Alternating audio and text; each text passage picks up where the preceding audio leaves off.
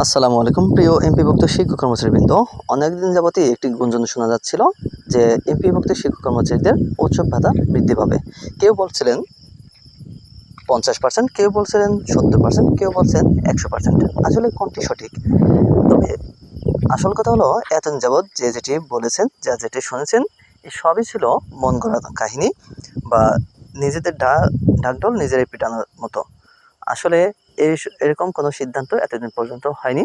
অবশ্যই গতকাল যে সিদ্ধান্তটি হয়েছে, অর্থ মন্ত্রণালয় সেটি সম্মতি দিয়েছে এবং খুব শীঘ্রই সেটি প্রজ্ঞাপন আকারে জারি করা হবে। আজ প্রায় প্রতিটি দৈনিক পত্রিকা সেই বিষয়টি নিশ্চিত করেছে। এখন আপনাদেরকে জানিয়ে দিচ্ছি আসলে সর্বশেষ কী সিদ্ধান্ত হলো শিক্ষক কর্মচারীদের বোনাস সম্পর্কে। এর আগে আমরা যেটি শুনেছিলাম যে আমাদের উৎসব ভাতার সাথে আরও কিছু ভাতা যোগ হবে, অর্থাৎ আমাদের বিনোদন ভাতা, যাতায়াত ভাতা এবং বাড়ি ভাড়া ভাতা এগুলো বৃদ্ধি পাবে। তবে সেই কোনো বিষয়ে কিন্তু অর্থ মন্ত্রণালয় সম্মতি দেয়নি। অর্থ মন্ত্রণালয় সম্মতি দিয়েছে শুধু উৎসব ভাতা সম্পর্কে, যা ঈদুল আজহা থেকেই কার্যকর হবে। এখানে বলা হয়েছে এমপিভুক্ত শিক্ষকদের উৎসব ভাতা বাড়ছে।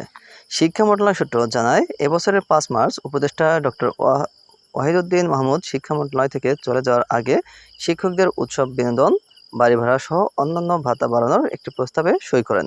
এরপর এ নিয়ে কাজ শুরু করে মন্ত্রণালয়। 2004 খ্রিস্টাব্দ থেকে এমপিভুক্ত শিক্ষকরা প্রতি ঈদে মূল বেতনের 1/4 উৎসব ভাতা পান। তাদের উৎসব ভাতা বাড়ানোর নীতিগত সিদ্ধান্ত নিয়েছে সরকার। আগামী ঈদুল আজহার আগে প্রজ্ঞাপন জারি করা হতে পারে। গতকাল সোমবার শিক্ষা মন্ত্রণালয়ের মাধ্যমিক ও উচ্চশিক্ষা বিভাগ এবং মাধ্যমিক ও উচ্চশিক্ষা মাওসী অধিদপ্তরের নীতি নির্ধারকরা দৈনিক আমাদের বার্তাকে এ তথ্য নিশ্চিত করেছেন। মাধ্যমিক ও উচ্চশিক্ষা বিভাগের উপসচিব সৈয়দ এজেড মোর্শেদ আলী বলেন, সরকার উৎসব ভাতা বাড়ানোর নীতিগত সিদ্ধান্ত নিয়েছে, তবে কতটুকু বাড়বে সে বিষয়ে নিশ্চিতভাবে বলা যাচ্ছে না এখনই। চলতি এপ্রিল অথবা মে মাসের প্রথমার্ধে প্রজ্ঞাপন হতে পারে বলেও জানান তিনি।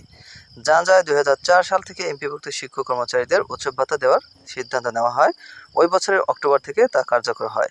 তখন সিদ্ধান্ত হয় শিক্ষকদের দেওয়া হবে মূল বেতন 50% 2 ঈদে অথবা পূজায় 25% করে ভাগ করে তা দেওয়া হবে। সেই থেকে প্রতি ঈদে শিক্ষকরা 25% উৎসব ভাতা পান। কর্মচারীদের জন্য ওই সভায় শতভাগ বোনাস দেওয়ার সিদ্ধান্ত হয়। 2 ঈদে 50% করে তা ভাগ করে দেওয়া হচ্ছে। শিক্ষকরা জানান, 1996 খ্রিস্টাব্দ পর্যন্ত এমপিভুক্ত শিক্ষকদের মূল বেতনের 80% সরকার থেকে দেওয়া হতো। আওয়ামী লীগ সরকার তা 90% উন্নীত করে। 2005 সালে 4 দলীয় জোট সরকার 95% করে। পরের বাজেটে তত্ত্বাবধায়ক সরকার তা শতভাগে নিয়ে যায়। দেখা গেছে, বেসরকারি শিক্ষক কর্মচারীদের বেতন স্কেল ধাপে ধাপে শতভাগে উন্নীত হলেও উৎসব ভাতা বাড়েনি। শিক্ষা মন্ত্রণালয় সূত্র জানায়, এবছরের 5 মার্চ উপদেষ্টা ডক্টর ওয়াহিদুদ্দিন মাহমুদ শিক্ষা মন্ত্রণালয় থেকে চলে যাওয়ার আগে শিক্ষকদের উৎসব, বেতন, বিনোদন, বাড়ি ভাড়া সহ অন্যান্য ভাতা বাড়ানোর একটি প্রস্তাবে সই করেন। এরপর এ নিয়ে কাজ শুরু করে মন্ত্রণালয়। মন্ত্রণালয় বাজেট শাখা থেকে জানায়, গত ঈদুল ফিতরে সারা দেশে প্রায় 30,000-এর বেশি এমপিভুক্ত বেসরকারি স্কুল, কলেজ ও মাদ্রাসা মিলে প্রায় 240 কোটি টাকার উৎসব ভাতা দেওয়া হয়। এর মধ্যে শুধু স্কুল ও কলেজ 20,567টি। এর সঙ্গে মার্চ 2025 মাসের বেতন হিসেবে দেওয়া হয় 883,51,04,750 টাকা। জানা গেছে, ঈদ উৎসব ভাতা বর্তমানের চেয়ে অন্তত 25% বাড়তে পারে। সেই ক্ষেত্রে শিক্ষকরা মূল বেতনের 50% আর কর্মচারীরা 75% বোনাস পেতে পারেন। প্রিয় শিক্ষক কর্মচারীবৃন্দ, তাহলে আমরা দেখে নিলাম যে আসলে কোনটি বিষয়ে সিদ্ধান্ত হয়েছে। তো এই হচ্ছে মূল কথা। আর শতভাগ হওয়ার বর্তমানে কোনো সম্ভাবনা নেই।